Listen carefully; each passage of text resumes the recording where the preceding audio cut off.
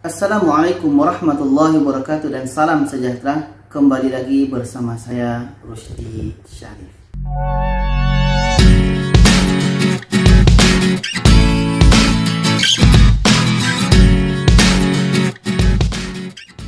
Baiklah penonton, apa kabar?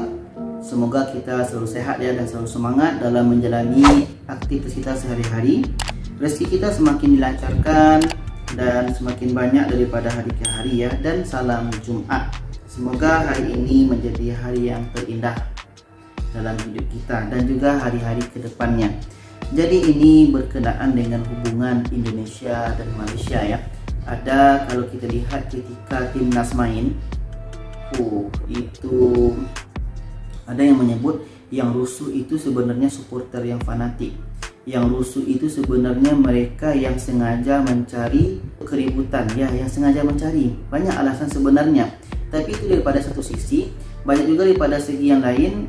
Ada ketika sebagian orang ini mendengar nama Malaysia, sakit hati. Ada sebagian orang yang mendengar nama Indonesia pun sakit hati. Jadi kita ingin kedepannya ini dua negara ini semakin baik ya, semakin menghilangkan jiwa-jiwa seperti itu. Jangan ada lagi yang namanya rusuh-rusuh, jangan ada lagi yang namanya benci-membenci. Jadi sebelum kita bicara lebih jauh, marilah kita lihat dulu videonya daripada channel YouTube Invoice Indonesia. Di sini disebutkan dengan judul Sejarah Awal Mula Kerenggangan Hubungan Indonesia dan Malaysia. Kita lihat dulu ya videonya dan jangan lupa subscribe channel YouTube Invoice Indonesia. Dan sekarang kita lihat. Kenapa negara Indonesia dan Malaysia sering berselisih? Saya pun penasaran dengan judul ini. Ya, Invoice Indonesia. Ya, ini yang membuatlah orang Indonesia terlihat pandangan daripada orang kita sendiri. Indonesia dan Malaysia merupakan dua negara yang berdekatan baik secara geografis, suku bangsa, dan budaya. Ya. Tetapi mengapa hubungan kedua negara serumpun ini tidak selalu berjalan harmonis? Lalu bagaimana kedua negara ini bisa saling berselisih? Mari kita lihat sejarah awal mula kerenggangan hubungan antara Indonesia dan Malaysia. Ya, saya pun penasaran juga nih. Kapan mulainya lagi? Konfrontasi Indonesia-Malaysia. Konfrontasi Indonesia-Malaysia adalah sebuah perang mengenai masa depan Malaya, Brunei, Sabah, dan Sarawak yang terjadi antara Federasi Malaysia dan Indonesia pada tahun 1962 hingga tahun 1966. Perang ini berawal dari keinginan Federasi Malaya yang lebih dikenali sebagai Persekutuan Tanah Melayu pada tahun 1961 untuk menggabungkan Brunei, Sabah atau Borneo Utara, dan Sarawak ke dalam Federasi Malaysia yang tidak sesuai dengan persetujuan Manila. Oleh karena itu, keinginan tersebut ditentang oleh Presiden Soekarno yang menganggap pembentukan Federasi Malaysia sebagai boneka Inggris merupakan kolonialisme dan imperialisme dalam bentuk baru, serta dukungan terhadap berbagai gangguan keamanan dalam negeri dan pemberontakan di negara Indonesia. Pelanggaran perjanjian internasional konsep di Macapagal Plan antara lain melalui perjanjian persetujuan Manila mengenai dekolonialisasi yang harus mengikut sertakan rakyat Sarawak dan Sabah. Pada tahun 1961, Kalimantan dibagi menjadi 4 administrasi, yaitu Kalimantan sebagai sebuah provinsi di Indonesia, Brunei, Sarawak, dan Borneo Utara atau Sabah sebagai koloni Inggris. Sebagai bagian dari penarikan koloninya di Asia Tenggara, Inggris mencoba menggabungkan koloninya di Kalimantan dengan Federasi Malaya dan membentuk Federasi Malaysia. Rencana ini ditentang oleh pemerintahan Indonesia.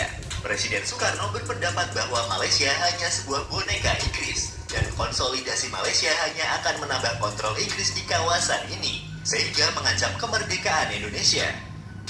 Filipina juga membuat klaim atas Sabah dengan alasan daerah tersebut mempunyai hubungan sejarah dengan Filipina melalui Kesultanan Sulu. Filipina dan Indonesia secara resmi setuju untuk menerima pembentukan Federasi Malaysia apabila mayoritas di daerah yang hendak dilakukan dekolonial memilihnya dalam sebuah referendum yang diorganisasi oleh PBB. Tetapi pada tanggal 16 September, sebelum hasil dari pemilihan dilaporkan, Malaysia melihat pembentukan federasi ini sebagai masalah dalam negeri, tanpa tempat untuk turut campur orang luar. Tetapi pemimpin Indonesia melihat hal ini sebagai persetujuan Manila yang dilanggar dan sebagai bukti kolonialisme dan imperialisme Inggris. Pada tanggal 8 Desember tahun 1962, di Brunei, Tentara Nasional Kalimantan Utara atau TNKU memberontak. Mereka mencoba menangkap Sultan Brunei, menyegel ladang minyak dan menyandra orang Eropa. Namun Sultan Brunei berhasil lolos dan meminta pertolongan kepada Inggris. Dia menerima bantuan pasukan Inggris dan Gurkha yang datang dari Singapura. Tanggal 16 Desember tahun 1962, Komando Timur Jauh Inggris mengklaim bahwa seluruh pusat pemberontakan utama telah diatasi. Dan pada 17 April tahun 1963, pemimpin pemberontakan ditangkap dan pemberontakan berakhir. Tanggal 27 Juli tahun 1963, Presiden Soekarno memproklamirkan Ganyang Malaysia. 16 September tahun 1963, Federasi Malaysia resmi dibentuk. Brunei menolak bergabung dan Singapura keluar di kemudian hari. Tanggal 17 September tahun 1963, demonstrasi besar-besaran anti-Indonesia terjadi di Kuala Lumpur, Malaysia. Tanggal 3 Mei tahun 1964, Presiden Soekarno mengumumkan Dwi Kora yang isinya Pertinggi Ketahanan Revolusi Indonesia, bantu perjuangan revolusioner rakyat Malaya, Singapura, dan Sabah untuk menghancurkan Malaysia. Pada bulan Mei tahun 1964, pasukan Indonesia mulai menyerang wilayah di Semenanjung Malaya. Dibentuk komando siaga yang bertugas untuk mengkoordinir kegiatan perang terhadap Malaysia atau Operasi Dwi Kora. Komando ini kemudian berubah menjadi Komando Mandala Siaga atau Kolaga. Pada bulan Agustus tahun 1964, 16 agen bersenjata Indonesia ditangkap di Johor. Aktivitas angkatan bersenjata Indonesia di perbatasan juga meningkat. Tentara Laut Diraja Malaysia mengerahkan pasukannya untuk mempertahankan Malaysia. Misi utama mereka adalah untuk mencegah masuknya pasukan Indonesia ke Malaysia. Sebagian besar pihak yang terlibat konflik senjata dengan Indonesia adalah Inggris dan Australia, terutama pasukan khusus mereka yaitu Special Air Service atau SAS. Pada tanggal 16 Agustus tahun 1964, pasukan dari Regimen Askar Melayu Diraja berhadapan dengan 50 gerilyawan Indonesia. Pada tanggal 17 Agustus tahun 1964, pasukan terjun payung mendarat di pantai barat daya Johor dan mencoba membentuk pasukan gerilya. Pada tanggal 2 September tahun 1964, pasukan terjun payung didaratkan di Labis, Johor. Pada tanggal 29 Oktober tahun 1964, 52 tentara mendarat di Pontian di perbatasan Johor Malaka dan membunuh pasukan Resimen Askar Melayu Diraja dan Selandia Baru, dan menumpas juga pasukan gerak umum kepolisian kerajaan Malaysia di Batu 20 Muar, Johor. Pada tanggal 20 Januari tahun 1965, Indonesia menarik diri dari PBB. Bulan Januari tahun 1965, Australia setuju untuk mengirimkan pasukan ke Kalimantan setelah menerima banyak permintaan dari Malaysia. Pasukan Australia menurunkan 3 resimen kerajaan Australia dan Resimen Australia Special Air Service. Pada tanggal 28 Juli tahun 1965, militer Indonesia menyeberangi perbatasan masuk ke timur Pulau Sebatik dekat Tawau, Sabah, dan berhadapan dengan Resimen Askar Melayu Diraja dan Kepolisian North Borneo Armed Constabulary. Pada tanggal 1 Juli tahun 1965, militer Indonesia yang berkekuatan kurang lebih 5.000 orang melabrak pangkalan Angkatan Laut Malaysia di Semporna. Serangan dan pengepungan terus dilakukan hingga tanggal 8 September namun gagal. Peristiwa ini dikenal dengan pengepungan 68 hari oleh warga Malaysia. Akhir tahun 1965, Jenderal Soeharto memegang kekuasaan di Indonesia setelah berlangsungnya G30 SPKI. Oleh karena konflik domestik ini, keinginan Indonesia untuk meneruskan perang dengan Malaysia menjadi berkurang, dan peperangan pun mereda. Pada tanggal 28 Mei tahun 1966, di sebuah konferensi di Bangkok, Kerajaan Malaysia dan pemerintah Indonesia mengumumkan penyelesaian konflik. Kekerasan berakhir pada bulan Juni, dan perjanjian perdamaian ditandatangani pada 11 Agustus dan diresmikan 2 hari kemudian. Damai dah. Apa lagi? Demikian sepenggal sejarah awal mula kerenggangan hubungan Indonesia dan Malaysia. Sebagai generasi penerus, sudah tugas kita semua untuk selalu menjaga perdamaian antara kedua negara. Mengingat fakta bahwa kita sebenarnya bersaudara baik secara historis maupun geografis. Terima kasih sudah menonton dan tunggu video dari kami selanjutnya. Ya, penonton, menarik ya.